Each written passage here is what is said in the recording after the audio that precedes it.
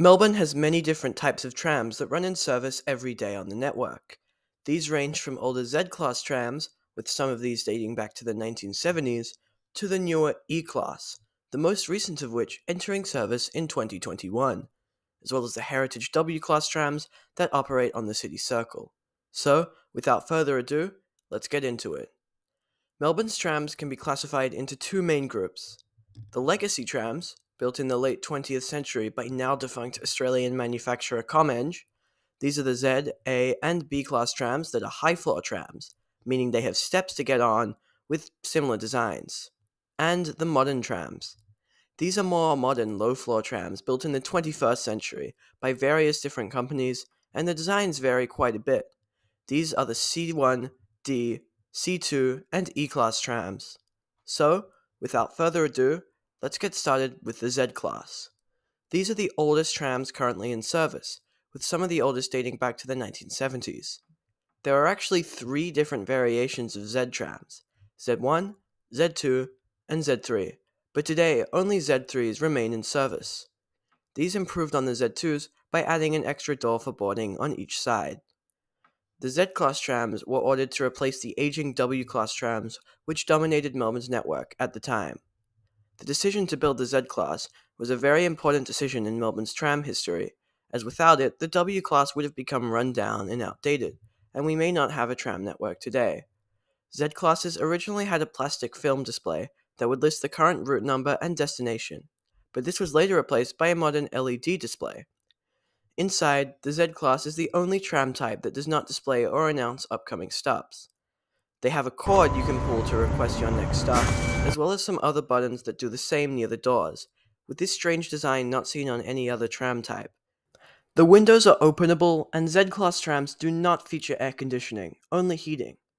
Z-Class trams operate exclusively on routes 57 and 82, and sometimes on these other routes. Next up is the A-Class, built from 1984 to 1987. These trams were originally supposed to be upgraded versions of the Z-Class, a Z4 tram, but instead, the government cancelled these plans and decided to build a new model, the A-Class. The new design was a result of input from passengers and drivers on how the Zs could be improved. There were 70 built, with all but one remaining in service. In 2007, they were given LED displays on the outside like the Z-Class, and in 2017 were given LED displays on the inside displaying the upcoming stops. There's the cord, as well as buttons to request the next stop. Routes 12 and 78 run only A-classes, and they run sometimes on routes 30, 48, 70, 75, and 109. Both Z and A-class trams are scheduled to be removed and scrapped starting in 2025, so ride one now while you can. B-classes are quite similar to A's in their design, the most notable difference being the longer length, including an articulated bend in the middle. There were two variants of the B-class trams, the B1s and the B2s. Only two B1s were ever made, mostly as a prototype, and both were withdrawn in 2016. The two major differences were that the B1 trams were slightly smaller than the B2s and did not feature air conditioning. And yes, the B2 class trams were the first to feature air conditioning. The B-class trams were ordered in the early 1990s for use on the new light rail sections to Port Melbourne and St Kilda, which were train lines converted to tram lines. The B-class are the most prevalent tram type, with a total of 130 in service. In 2009, 9 of them were fitted with a different seating design, featuring bum racks. In 2007, they were given LED displays on the outside, and in 2015, they got LED displays for stop announcements. Routes 59 and 75 run entirely Bs, and these routes run them sometimes. Okay, so now we're moving on to the modern fleet. These trams were built by various different companies and follow different designs, starting with the C1 and D classes. In the early 2000s, the public transport network was split between two private operators, Yarra Trams and M-Tram. Both ordered their own new trams, Yarra Trams the C and M-Tram the D. Starting with the C-Class, the official model name for this tram is the Citadis 202, built by French company Alstom from 2001 to 2002. These trams are low-floor, meaning on accessible stops you are able to enter the tram without requiring stairs. These trams are the only ones on the network to feature these screens, which show the upcoming 3 stops instead of just 1, as well as these other screens to the side which have been used for various things over time, such as disruptions, the weather, or even telling the time. They were also the first trams to have bum racks. These trams don't have a cord, only buttons, and feature a different type of seat. They have 3 sections with 2 bends, and C-Class trams run on routes 48 and 109. But the only way to make sure the tram you catch is a C is by using Tram Tracker. Next is the D-Class. There are 2 types of D-Class trams, D1 and D2. D1 trams are shorter and have 3 sections, while D2s have 5.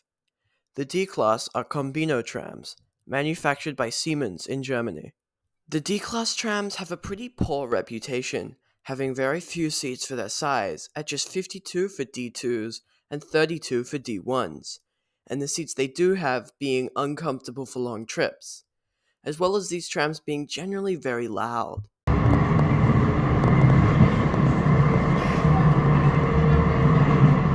The D-Class tram's announcement system is different to every other tram, having this green LED display instead of an orange one.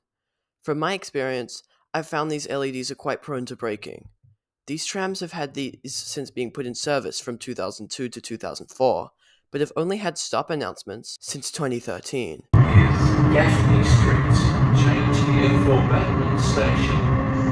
They have green next stop buttons instead of red ones.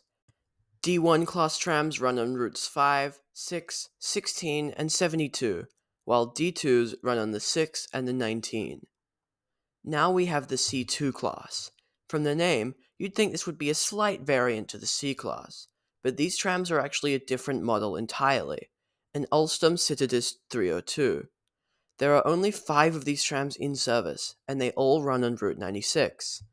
The reason for this is that these trams weren't actually built for Melbourne, instead being built to be used in the city of Mulhouse, France. However, they built too many, and in 2008, Melbourne bought the extras to be used on the network. They were originally known as bumblebees, because when they came over, they were bright yellow, but this was changed to a PTV livery in 2014. They still have these little bumblebee stickers on the front. They were originally only supposed to be here until 2011, but in 2010, the government announced they were here to stay. They have these seats with the yellow border, which feel similar to the C1. They have had LEDs since their introduction, but by far my favorite thing about the C2s is the next stop requested sound. It's just so nice and satisfying.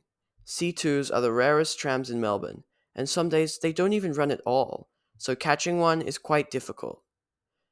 The final class of trams currently in service in Melbourne are the E-Class trams, with the model name Flexity Swift.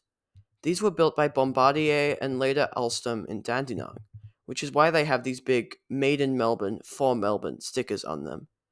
They are divided into E1 and E2 trams, but with minimal difference between them. They feature an LED display that has been around since these trams were introduced, seats that are pretty comfortable, and these buttons. The E-Class are considered the best of the fleet, which is why they always show up in advertisements and promotional material. They also seat the most passengers at 64 seated and 146 standing. E-Class trams run exclusively on routes 11, 86, and 96, and sometimes on Route 58.